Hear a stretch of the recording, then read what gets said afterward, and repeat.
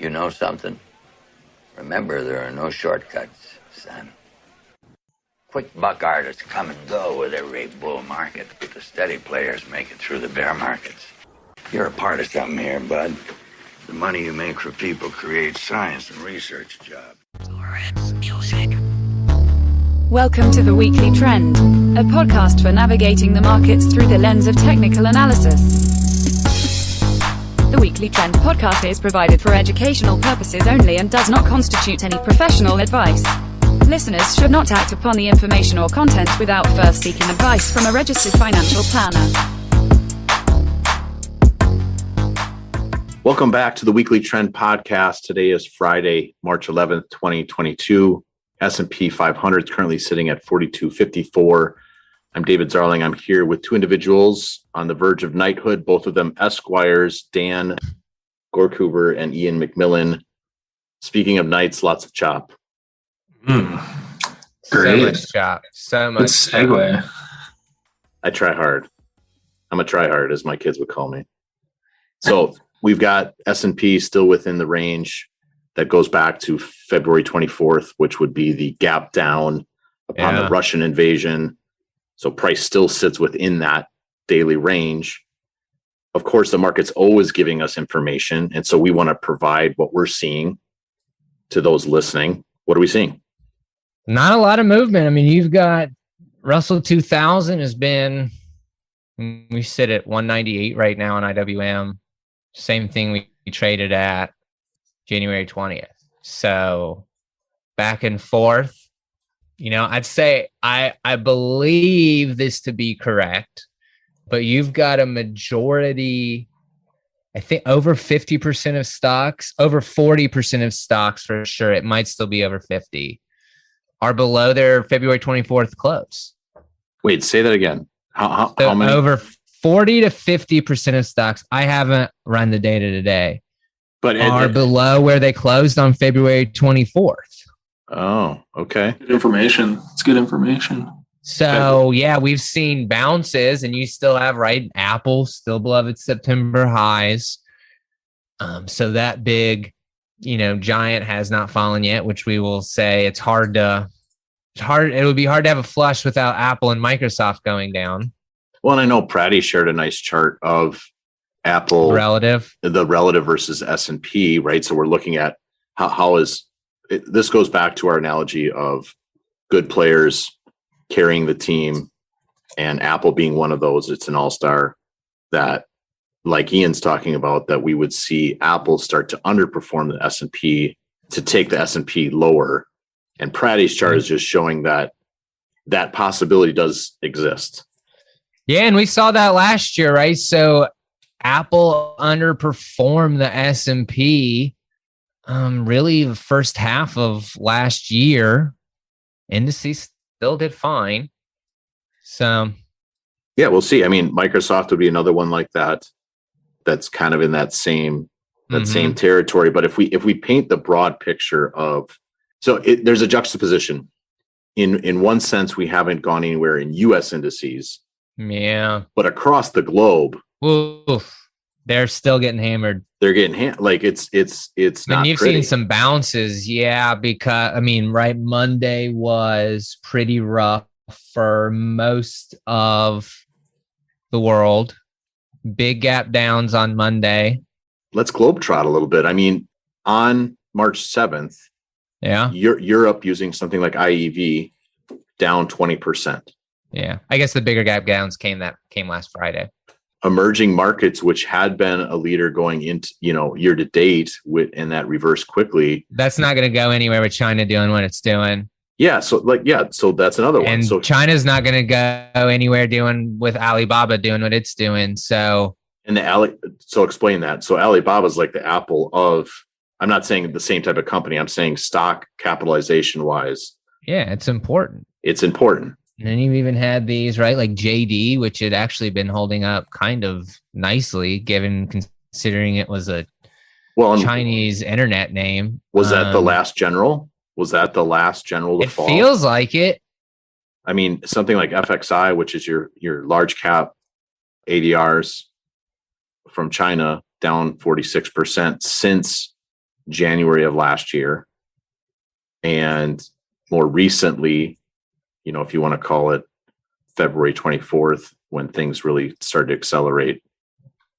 I mean, that's about 20%. India's has bounced a lot better, which helps. Well, the nice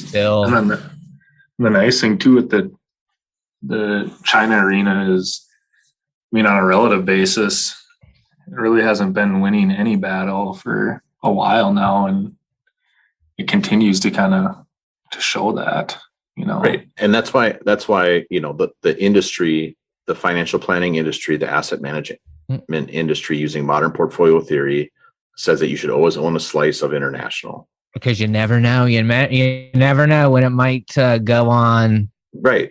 A run. It's quote unquote one I do. I can watch that trend change. Right. And it's quote unquote diversification, but yet we know better because we can be adaptive. We can use relative ratios and compare one thing versus another and see, no, we don't need to have international exposure.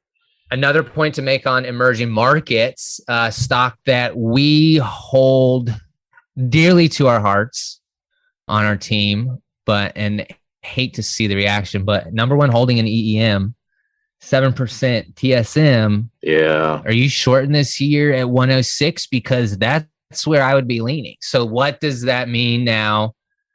I mean, that's maybe the most, I know BABA's really important to China. So thus, yes, it is important to emerging markets, but TSM, super, super important.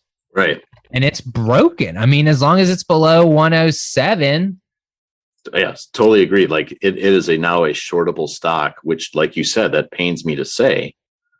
But when it's a 7% weighting inside of an ETF like EEM or that high of a weighting, it has just as much weight on EEM as Apple does on S&P. So that's a big player, and I don't know how and they even delisted Russian equities out of emerging markets. Yeah. And you still have emerging markets selling off. And that's why you don't have to own anything. And so if we have relative strength ratios to look at, and to Dan's point, what he said earlier, it's like there was information on this way earlier than just now on not being involved with Chinese stocks, not being involved with some of these Taiwan Semiconductor. I mean, I want Taiwan Semiconductor to do well. I'm not sitting here pretending that doesn't have global ramifications. If they are pricing in something here, right? Because markets are discounting mechanisms. If they're pricing in problems in Taiwan, that probably involves China, and they're pricing in something in China. I don't like it. I don't like what that tells me from a global human citizen person who cares about other individuals, and I hate war. Well, let's even take it to the next level too of kind of that 60-40 that we're kind of seeing that with the bond market continuing to roll off. And you're talking about a 60-40 portfolio, 60% stocks, 40% bonds, Dan? Yeah. And just continuing to see. I was promised by my advisor that my fixed income holdings would offset any equity volatility. It does until it doesn't. Yeah, no, I mean, you look across the bond spectrum, and there's not a lot of places to be involved. Maybe tips, but that's just a relative comment. Your average bonds is down 5% this year. Yeah. Bonds. Yeah. Your average stock's down 10%. And we're even talking about commercial paper, like the short-term commercial credit. Right. They don't want it. And so now you're seeing, Treasury. Okay, let's talk about treasuries. Treasuries are high yield bonds down 8%, right. 7-8%. Yeah. They don't and these are, so let's talk we'll go there first. Junk bonds, high yield. Typically you like to see those bid up because that's risk on type behavior. They're not. Treasuries typically considered a little more conservative. They're also not buying that. Considered conservative by the entire world. Right. Right. This is where the entire world goes. Because it's one of the most liquid places you could be to not have the beta that comes from, or the volatility that comes from equities. There's not a lot there on the fixed income side or the bond side, credit side. And that goes back to right. Right. I always tell clients and prospects that come in, It's super fun to talk about equities. We talk about relative strength and absolute strength, obviously. And I always tell, this is also applicable to anything within fixed income. And it's all horrible. Right. Yeah. There's not a lot of places. And the last, what's interesting, fascinating, weird, whatever you want to call it, one of the last places that was holding up well within fixed income or credit was Chinese bonds. And now those are getting sold. Yeah, you're right. I mean, your corporates, your preferreds, preferreds have been just right. Those are going to have more equity like volatility, and preferreds down 10%. Yeah, almost 11. Right. So the 40% of the portfolio is not doing quote unquote its job when compared to what's going on with equities. And so I'm not calling for the death of the 60-40 portfolio, but at some point the interest rate cycle changes, right? We know these things operate in 35 to 45 year cycles.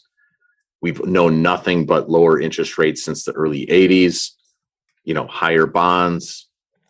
That can change, and money will cost more. Like if you're borrowing money, it's going to cost more to do that because interest rates are rising, which does have impact on equities, right? That growth value relationship matters.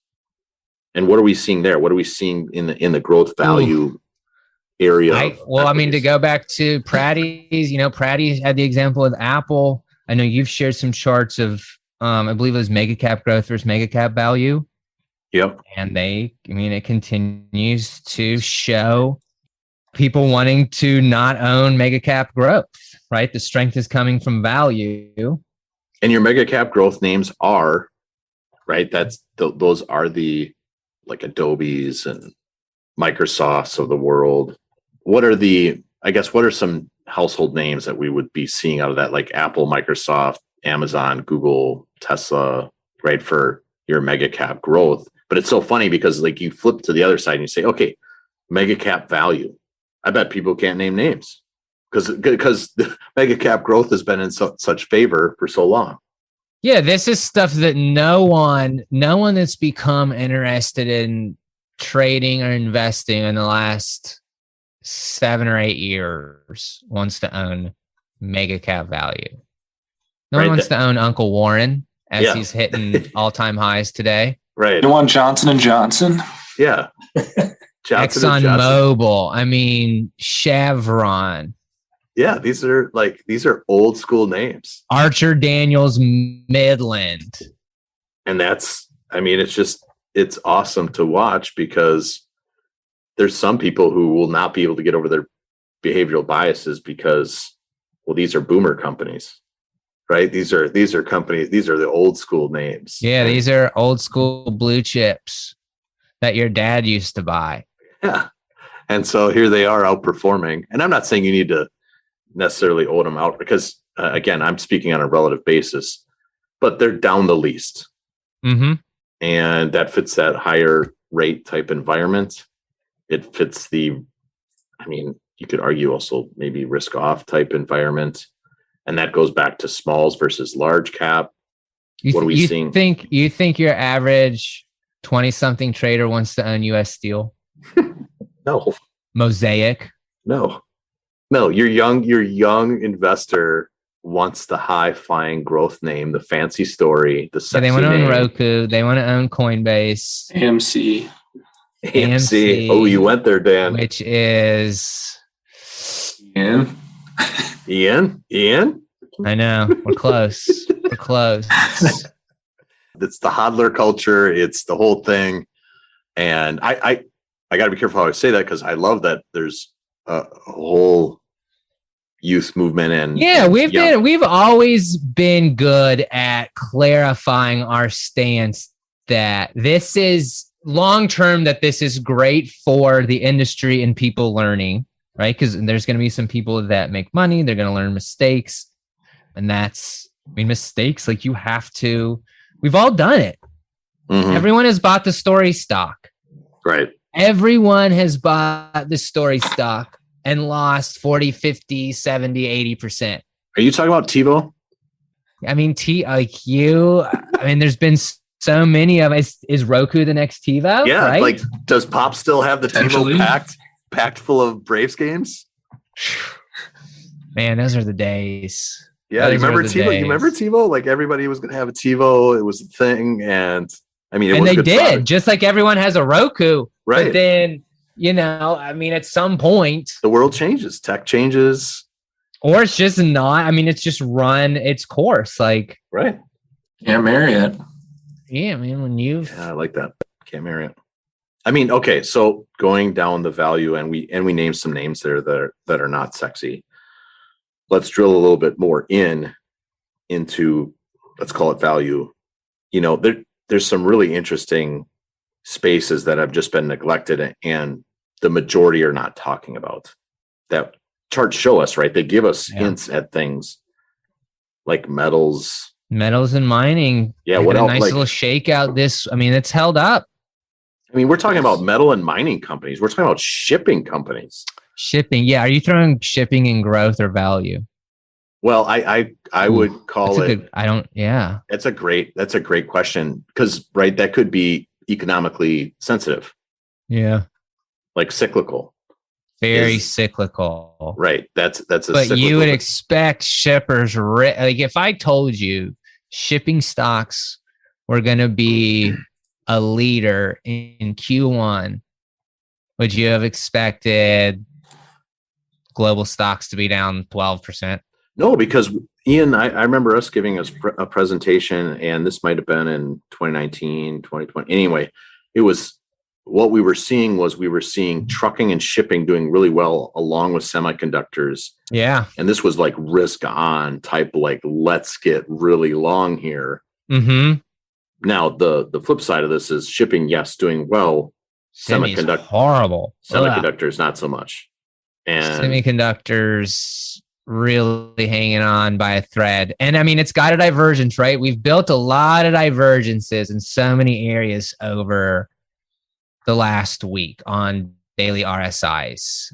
So it'll be interesting to see. Maybe we can talk about that more in the extended, but it'll be interesting to see. I mean, that's how you know you're in a bear market. You get the divergence and it peters out, never comes to fruition. Mm-hmm. RSI can't get back up above 50. I mean, these are lethargic bounces in most areas. Well, and I would say, so Tesla. I mean, Tesla is. So I know we had some internal discussion. It might have been late last week, early this week. But when we look at sector rotation and market cycles, or economic cycles. So, for example, going from full recession to early recovery to full recovery to early recession, which would be equivalent to market bottom, bull market, market top, bear market. The things we are seeing lead currently, materials and energy, that is what you see near market tops. Yeah, commodities, Right. Yeah. Right, correct. Bonds down, stocks down, commodities up. That's typical stage 5, and maybe that's for the extended portion. And I'm not calling for a market top because only price knows that. But here it's staring us in the face that we have materials and energy. Well, I mean, look, you didn't have energy. ExxonMobil didn't peak till November 2000, when everything else peaked in March 2000. Okay, so you're ExxonMobil was making new highs on Thanksgiving into year 2000. Mm-hmm. And the rest of the world was in, experiencing what would soon to become a 3-year downtrend. They were 8 months into basically a 2.5, 3-year downtrend. Yeah. And so we have information staring us in the face that we don't get to look back 18 months from now and be like, man, I can't believe that was the top. It didn't seem like it's staring us in the face if it is. How about this? Not only to coincide with ExxonMobil going out at all-time highs around that Thanksgiving, Tech had just finished a 10%, excuse me, I take that back, 30% correction. Tech was down 30% by the time, and energy started correcting. Right. So to think that this can't keep going. Right. It can definitely keep going. And we've shared that chart before, right? Being long energy, short tech versus the S&P. Versus the S&P. That's a trade. That's a trade. Pair trades, man. You get in sideways markets, right? There have to be things in uptrends and downtrends then versus, pair trades don't really work I would say the environment is less accepting to pair trades when the trend is strong for everything in the same direction. Right. Because, sure. and that goes back to, and we've talked about this, internally, correlations go to 1. Yeah. And we haven't seen that. That can be both directions. Like correlations can go to 1 to the upside in everything is moving together. Like, let's talk about like November through February. So November of 2020 through February of 2021, that was a correlation of 1. Everything was just going together to the upside.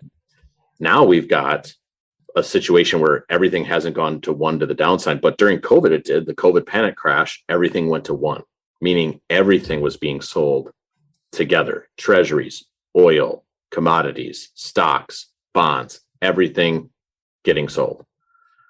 Mm-hmm. We haven't gotten to 1 yet, but we could. Your point is matching this sector rotation economic cycle is energy can outperform for a while tech doesn't.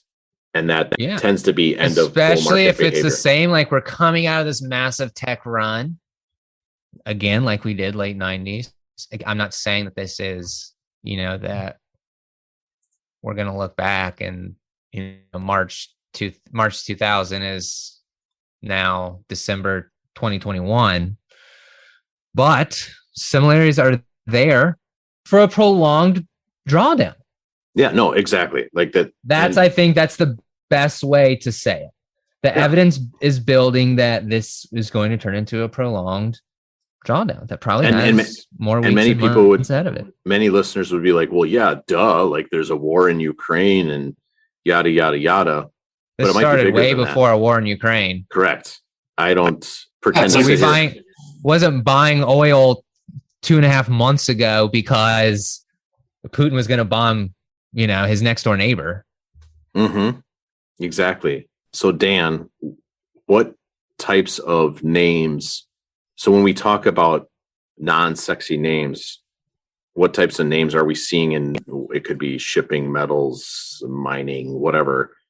What are the things we're seeing out of where is the strength? Well, yeah, you're seeing in like FCX, Freeport McMoran, Nucor, Newmont. I mean, BTU. A lot of those names continue to show that strong relative strength. I mean, steel. BTU. And what are these companies involved in? What are they like? What do they do? Like, what are these companies? When you talk about Freeport, when you talk about Nucor, and I don't want to insult any listener who knows what these are, but I also want to help the listener who doesn't know. Like, what does Newmont do? What does BTU? Yeah, mining. These are all mining, right? Resource. Yep. Acquisition type companies. Yeah, right. So you take something, like a XME that I know we've hit on in the past here on the show, and then also just darn near every day with the portfolio discussions. But I mean, you're really seeing the continued relative strength out of that. I mean, now you are hitting some probably absolute values that are important that we need to hit, that we need to clear over on something like XME. But still, just you talk about relative strength. Just, I mean, I don't know what else I'd rather be in right now. Yeah, and until that changes, it's hard to argue. Exactly. Yeah. It's not. You've got internet stocks making new lows. Internet stocks are going to close today below their February 24th lows. You have yet to see your, our ARC's going to close at new lows. I mean, take a look at ARC will close the week below its COVID highs. And just look at, like, we have just taking something simple like XME versus XLK. as we're talking kind of that tech area or that growthy area, I mean, we're on our 6th week of outperformance of XME over something like XLK. Or even when you take XOP versus XSW, like, so, energy producers versus software. Yeah. And this, I mean, you zoom out on that, and it's a non-zero chance that this can run for months and years. Yeah.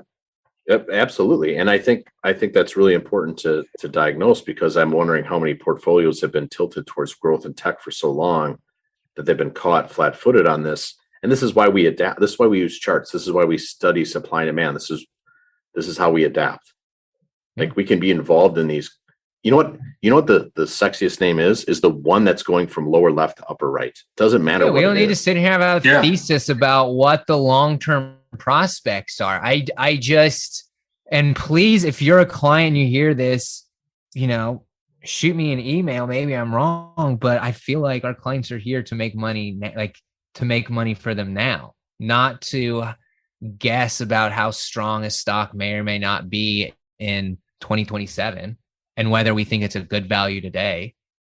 Yeah, cover the ticker up. I mean, truly, I mean, that's the best way to approach it. Just if you can go through charts and not look at what the ticker is, I mean, it's an amazing way to do some unbiased review of the market.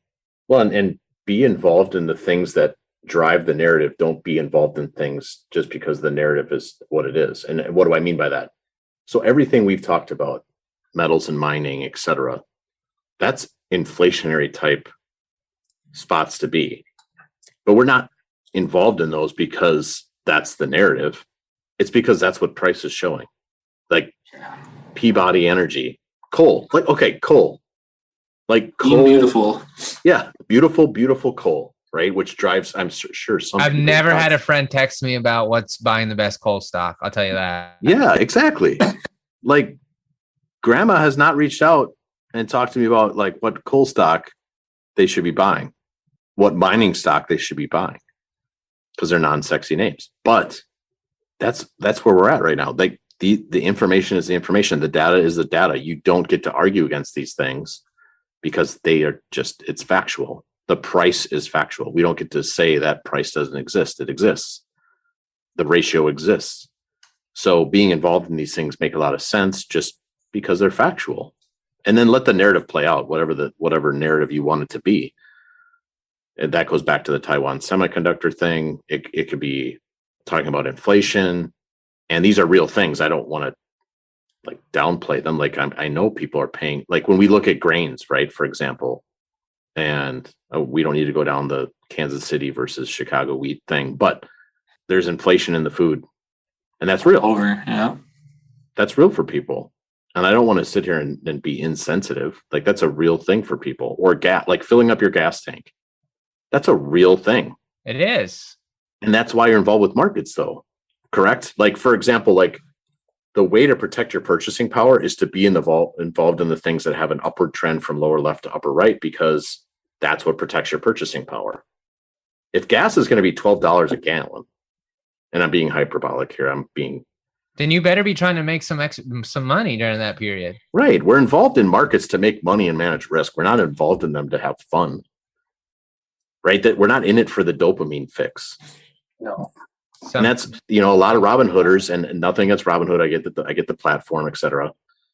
And they've done a lot to allow access for people to buy and sell stocks. But understand why you're involved. Are you involved for the dopamine? Dopamine being the chemical that dumps into you when you find like joy or things that bright lights on a screen, win, lose, right, buy, sell. Like is it because it makes you feel like you went to a carnival, or are you here to process and make money? Correct. Are you a gambler, or you're here to have a process, manage risk, and make money when it makes sense to make money? Because you can do very well with the process. Yeah. Buying stories about what you think is going to happen. I don't know. Not for me. Yep. Not for me. So with that and where we are in the day, I want to go ahead and jump into the extended portion. I hope everybody stays on. Anything you guys want to cover in the client portion before we jump to that piece where we get a little more nitty gritty? Anything either of you guys want to touch on before we head there? No.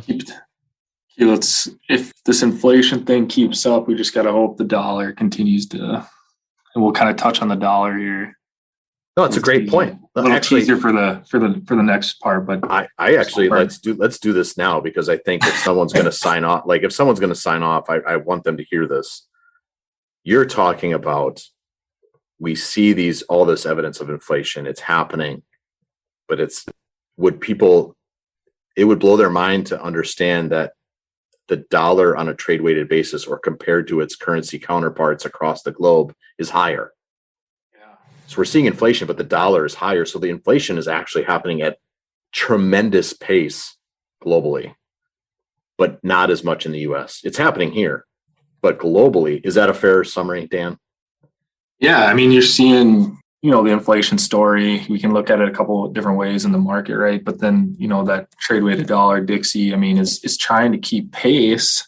Is it to the pace that is necessary? I don't think so, at least yet. We could probably run some ratios on like a Dixie versus like TIP and IEF, but that was just kind of the teaser, the note for that we want to kind of project here is just, we need to see if this is going to continue. We need to see that dollar and that Dixie, continue to find that strength, right? I mean, or we would at least hope for it too. Otherwise, it's okay. So then, I have a question on that for the extended version. Sure. Okay. Yeah. A segue.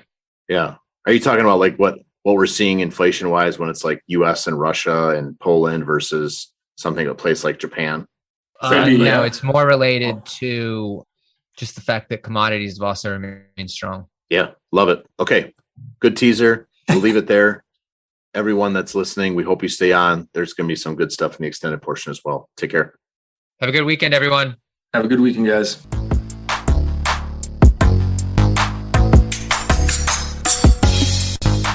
All right, so gentlemen, jumping into the extended portion, because I don't like to mess around. We're just going to go do it. Continuing down that dollar path, inflation, commodities. Ian, go ahead with where you wanted to head with this. Well, now I think about it, I think we touched on it last week too, but I mean, the point still stands. We see the dollar it's really continuing with this uptrend. I think it's interesting that both the dollar and oil both got slammed on Wednesday. Mm-hmm. Which, right, your textbook would say, in theory, all these commodities and dollar priced assets would be moving higher, or that they would cause maybe it's a tail wagging the dog thing, but you would see them moving in opposite directions. But they continue to see both the dollar go higher and commodities priced in the dollar go higher. So kind of just an interesting phenomenon. It is. You're just saying directionally they're aligned right now. Mm-hmm. The dollar and commodities aligned. Which you got stronger dollar and stronger commodities. You don't see a lot about that. Yeah. Well, and I think, but does it match the current environment from a standpoint of, so put yourself in the place, and we go through this exercise on our team all the time. Like, okay, you're an asset manager in Europe. You're managing a German, like you've got exposure, and it's mainly going to be more domestic, probably. Where are you going? You're going away from war. You're capital flight, right? Capital flight to the US. So you're buying the dollar, and do you have to buy the dollar to buy US securities? Yes, that's what you have to do. And so the dollar rising, along with some of these other things that we're seeing rising, rates, yeah. I think that makes some sense. But to Ian's point, that's not, I hate using this phrase, normal, because there's no such thing as normal in markets. But for the most part, you tend to see commodities do better when the dollar's falling. I was saying they weren't teaching this in Econ 104 in your sophomore year of college. That's all it was. This was not in your textbook. Correct. Totally agree with that. Well, Ian, I know you shared something with the team that actually came from Charlie Bleo regarding CPI inflation year over year. And again, I don't want to get too fundamental here because that's not really what we do here. But it's interesting to note the year over year inflation. Like you've got, like, let's talk crazy Venezuela, like 472% inflation. But then you've got the US and Russia between 8 and 9%. Mm-hmm. And so, and you're seeing other places that don't have, at least according to their CPI. And this goes back to, well, what is the government actually reporting? Yeah. How do you measure it? A lot of people don't like the way we measure CPI here in the US. I mean, I get it. I don't know enough about that to say it's right or wrong. It seems like it's a little outdated. I'll go as far to say that. So, yeah, no, for sure. I think when you look at gold priced in certain currencies, you can see where the inflation is. I think that's a pretty simple way to do it. Or a grain priced in a certain currency can tell you where the inflation is. Now, I actually want to try to wrap this up in like 5 to 10 minutes. And so what I love in our show notes here is there's some really good things to touch base on, whether it's what are we seeing out of Chinese equities, the action that we've seen out of the volatility index, the VIX, counter trend moves. What do you guys want to hit on here? Like I want us to prioritize this and jump into it to allow the appropriate amount of time for it before we close the podcast down. Is there something specifically you were like, we have to talk about this on this list we've got here? I would say for sure.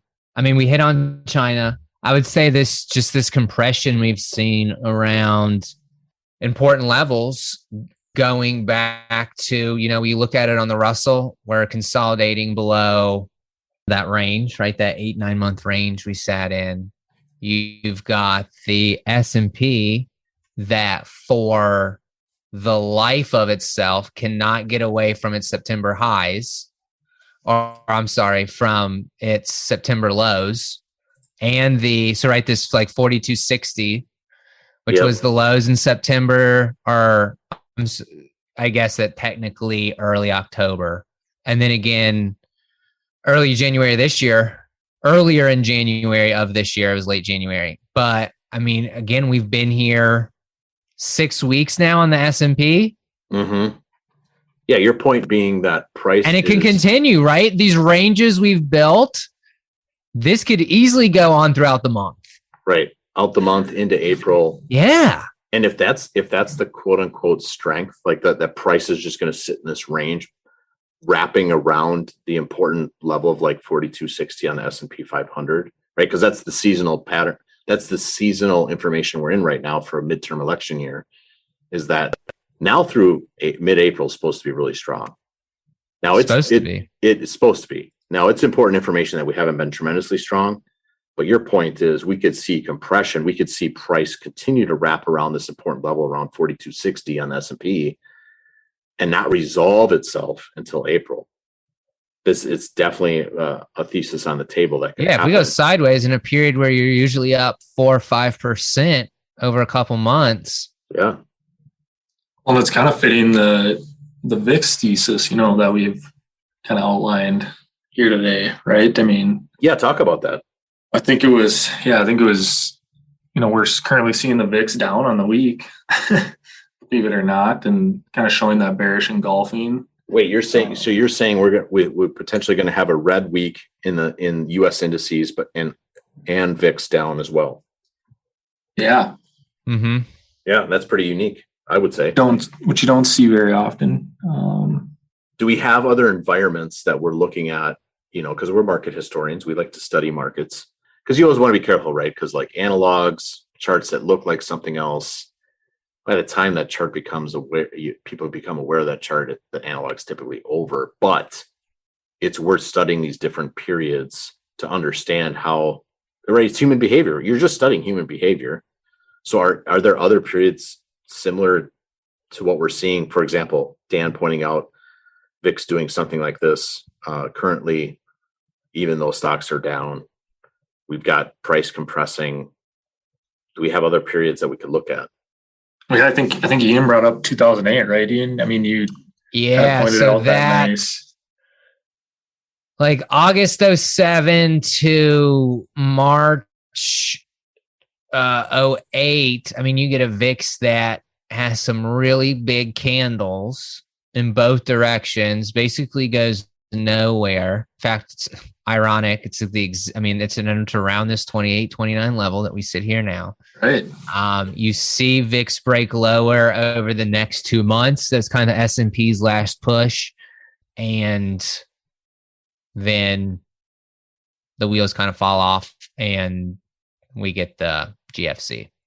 Yeah. I mean, so the information is there. The historical precedence is there as far as what potentially could be upon us. Again, this goes back to using price first.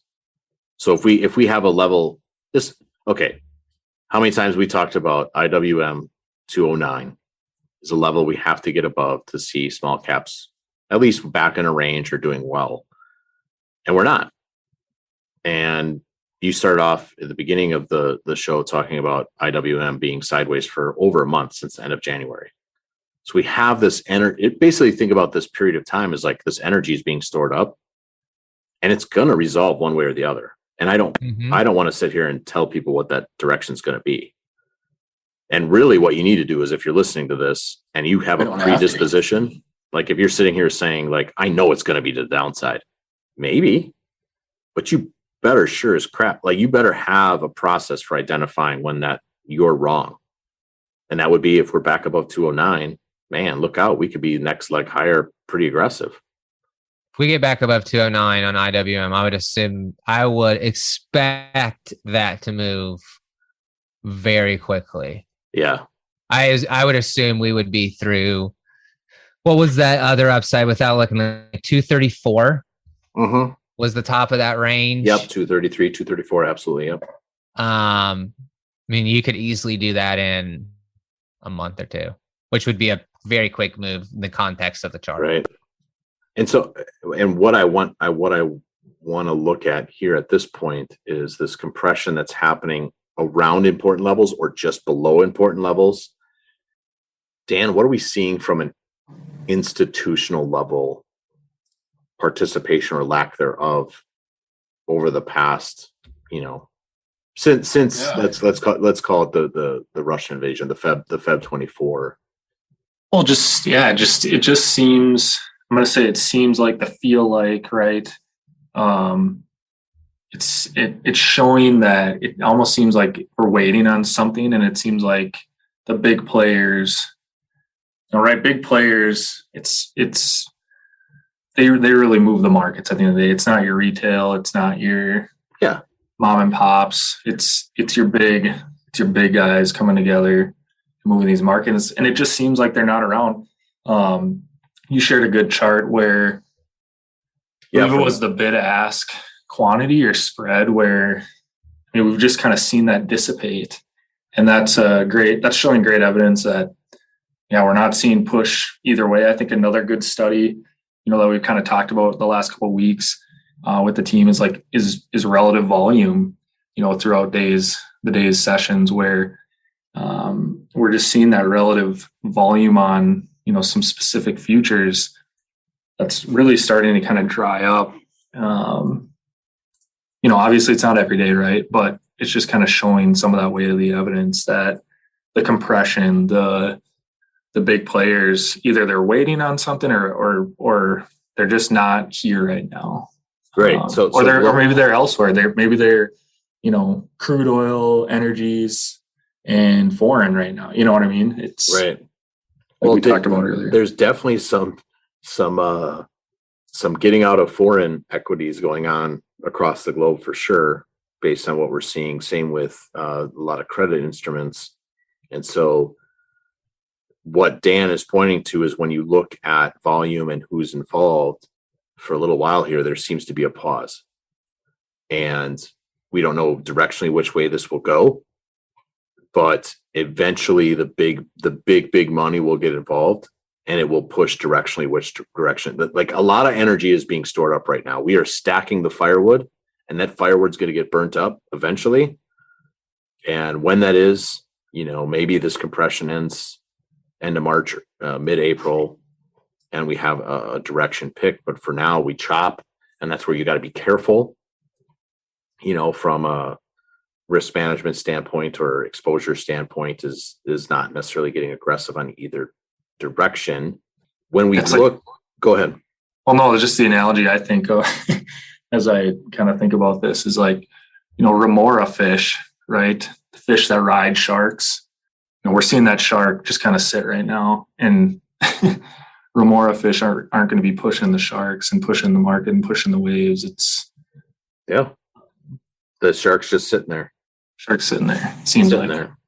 And so when we look internationally though, and we've had these, and I want to paint this well, because our clients haven't experienced, we haven't been international because of the lack of relative strength there. So we haven't had our clients haven't experienced that. Ian, what are we seeing there's been definite selling going on internationally and some bouncing this week. Is that it? Are we done? Yeah. So like we said earlier, big gap downs last Friday, bad Mondays, they've bounced. I don't really think anything's fixed. I think a lot of people are waiting, right? We're kind of in V-bottom mode. I think that's what most people are waiting for these days.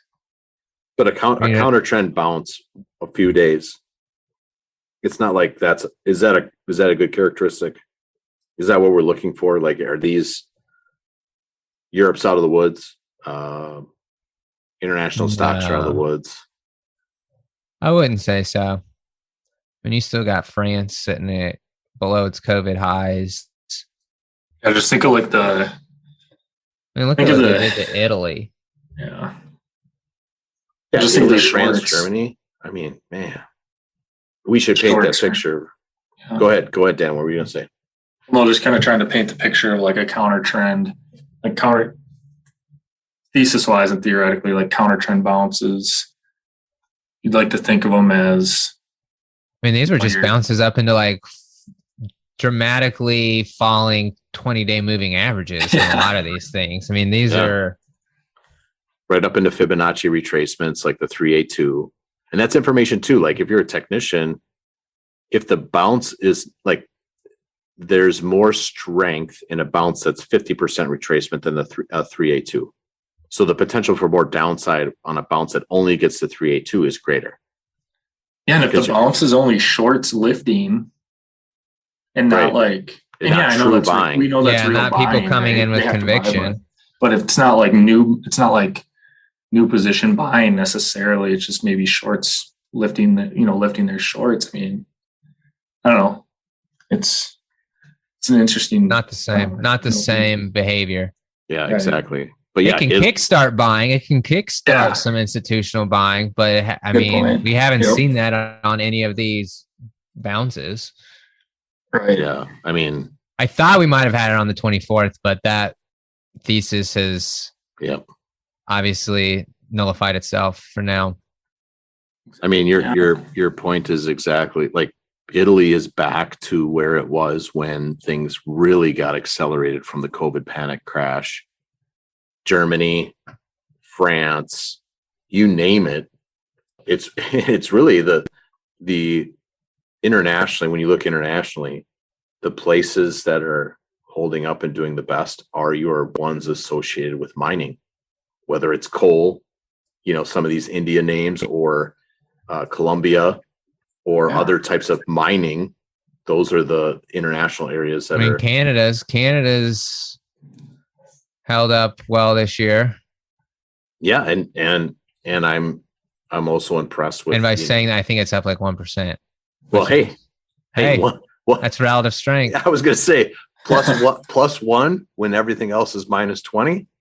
I would. Yeah, between that and Saudi Arabia, for sure. Eighth wonder of the world at relative strength, or Saudi Arabia is up 14% this year. Yeah, I'm with you. Like compounding interest and relative strength. These are the eighth wonders of the world. Important to pay attention to. Any last items to touch base on before we close the podcast down? don't have anything. No, I don't have anything for you. But it was good to be on. It's good to be in West Bend with a few of us here this week. So yeah, you and Kevin have been grinding this week, getting trained up on some of our processes. It's awesome. Great to see. You've done some education with some of our prospects and clients, which is always awesome. Ian, how about you? Anything else before we roll out?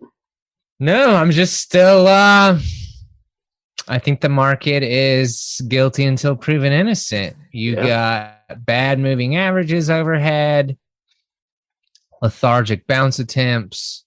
Like you said, the things that are outperforming are just, classic late cycle assets that you see people buying until eventually the whole floor falls out. And I don't mean to sound dramatic. I don't mean that, I'm not a big fan of, I don't think we have a lot of hyperbole on this.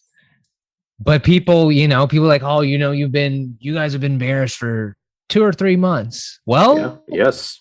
I mean, price is showing us. I mean this in the least egotistical way. We haven't been wrong. So, and price is showing in certain areas, yeah. Price is price. There's been places to go. We can be bullish XME and bearish other things, and that's what that's a great point. So in the COVID panic, if you're managing assets, that was extremely difficult because everything did go to one, meaning everything went quickly, and everything was getting sold. It took like months. In 2008, it took you until basically like Q4 2008 till they flushed every single thing hard. Everything went to one. Yeah. There was opportunity before that happened. Yeah. You had a lot of stocks that didn't peak to like June, August of it. I shouldn't say a lot, but there were definitely stocks and areas that didn't peak till late summer 2008. Right. And so we'll continue to take advantage of those places that we have right now until things do go to one. And here's the other thing, right? We got a bullish percent that's sitting around 30%, right? This is the type of area where if we see that flip to X's in a point and figure chart, if you're a technician out there, you should at least be looking at some of that, right? This could be an important low as well. Like we're not sitting here. The evidence is building for further downside, no doubt about it. Like Ian's talking about the late cycle stuff, but there's still opportunity. We could also see some of these high flying places that have been demolished 40 to 70% stop going down, and we could see it broadening out, and all of a sudden you have like another breath rust. We got to be open to that, but that doesn't happen until we're above 4275 on S&P 500 or till we're above 209 on IWM. And that's the beauty, right? We get to look at price, and that tells us when to be involved, when not to be involved. And we don't have to be marrying some type of story. Don't guess it. Yeah. Mm-hmm. For sure. All right, guys. Love it. Great insights this week. Appreciate both of you guys and everyone listening. We'll do this again in a week. Have a great weekend, everyone. Thanks, everybody.